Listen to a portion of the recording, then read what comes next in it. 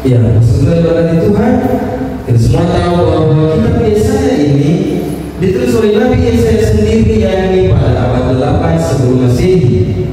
Kitab ini ditulis di tengah-tengah kejayaan dan kehancuran kerajaan Yehuda, yang hidup di era dan kejatuhan kerajaan Yehuda, sehingga ia menjadi saksi bisu. Yang dimaksud dengan ia adalah Nabi Yesaya, menjadi saksi bisu atas kejayaan dan kehancuran bangsa Israel. Nabi Yesaya menyampaikan pesan Tuhan yang keras namun penuh dengan kasih kepada bangsa Israel yang telah menyimpang dan jalannya. Pesan ini juga masih sangat relevan hingga saat ini, Bapak Ibu persekutuan yang diberkati Tuhan. Dan kita akan melihat bagaimana kita dapat mengimplementasikannya, kita dapat membuktikannya dalam kehidupan kita dalam hari lepas hari. Persekutuan yang diberkati Tuhan, kitab ini ditulis untuk memperingatkan bahwa bangsa Israel yang membuat dosa-dosa mereka dan mengajak mereka untuk bertobat. Yesaya yang menyampaikan pesan Tuhan tentang kasih, menunjukkan betapa baiknya dan betapa ketaatan yang sejati serta pertobatan di hadapan Tuhan yang dilakukan oleh bangsa Israel. Ia juga ingin mengingatkan bangsa Israel bahwa ibadah yang sejati bukan hanya ibadah keagamaan atau semata-mata ibadah yang dijalankan pada saat ini pada ibadah kebaktian, tetapi juga perubahan hidup yang nyata dan ibadah sosial yang kita lakukan, atau yang biasa disebut dengan ibadah produktif.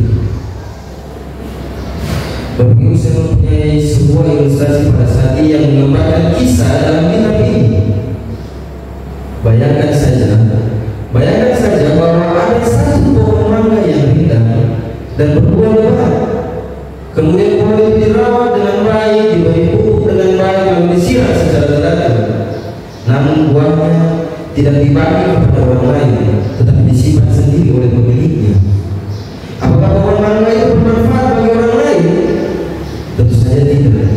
Begitupun dengan kita, jika kita lagi beribadah tetapi tidak berbagi kasih kepada sesama, maka ibadah kita adalah sia-sia, iman kita mati, saudara-saudari. Ibadah yang sejati adalah seperti pohon mangga yang banyak buahnya lalu dibagi kepada orang lain.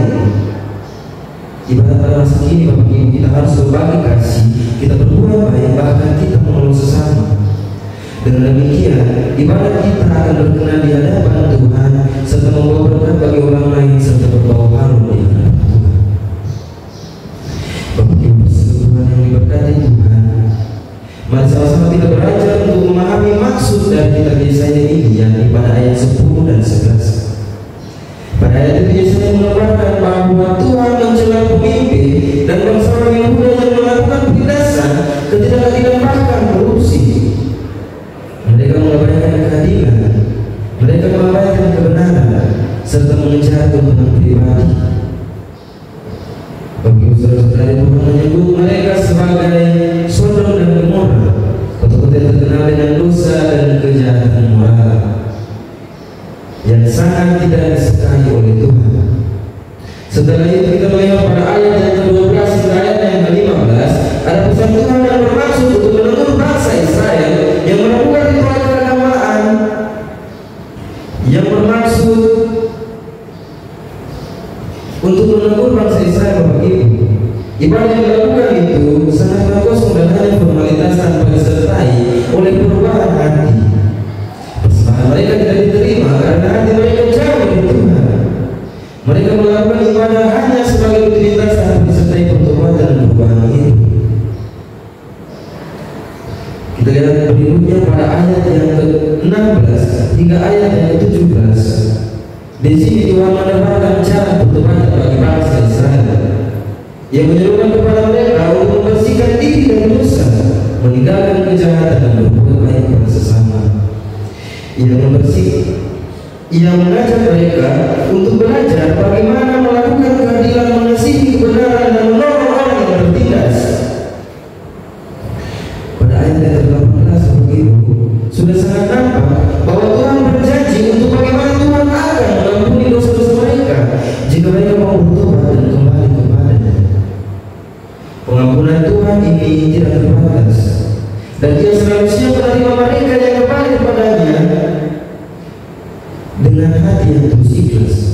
Bapak Ibu, Tuhan ini berbaik apa lagi kepada kita, khususnya bangsa Israel. Mereka yang melakukan hal yang membuat resah hati Tuhan saja, Tuhan masih bisa mengampuni mereka.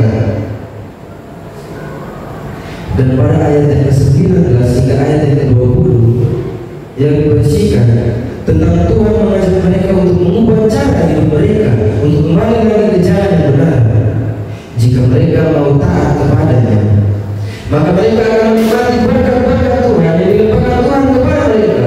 Namun Bapak Ibu, ada namun di sini. Namun jika mereka tetap menolak untuk bertobat, mereka akan menghadapi hukuman yang diberikan oleh Tuhan. Bapak Ibu, mereka seperti tong kosong yang menarik bunyinya, tidak mempunyai bobot. Mereka hanya beribadah dengan formalitas saja, tanpa mementingkan ibadah sosial mereka. Ibadah sosial atau ibadah politik yang dimaksud di sini, Bapak Ibu, adalah ibadah kepada sesama. Kita berbuat baik kepada sesama.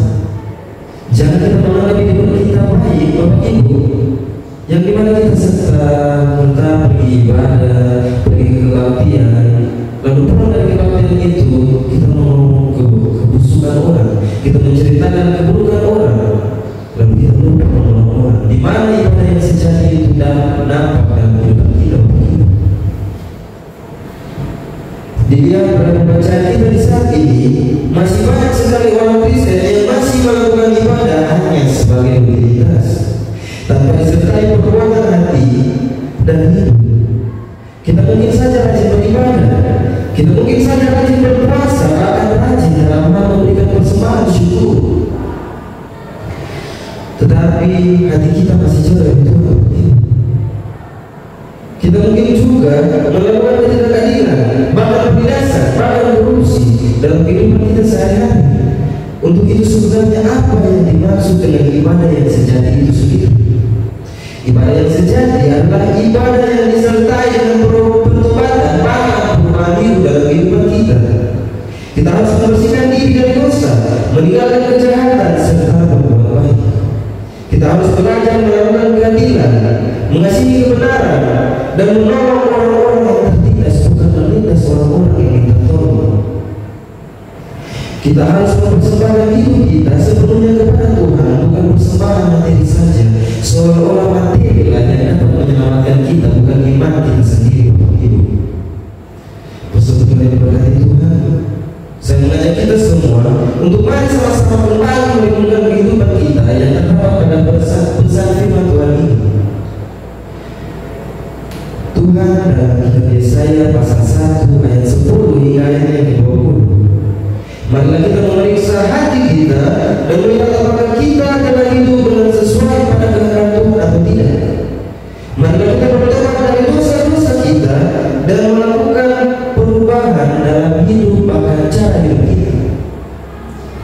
Marilah kita melakukan ibadah yang sejati, yang dimana ibadah itu kita lakukan dalam kehidupan sehari-hari kita dalam hal sosial, yaitu ibadah yang disertai dengan pertobatan dan perubahan hidup. Hanya dengan demikian kita dapat mewartakan shalom dan sejahtera Allah dalam kehidupan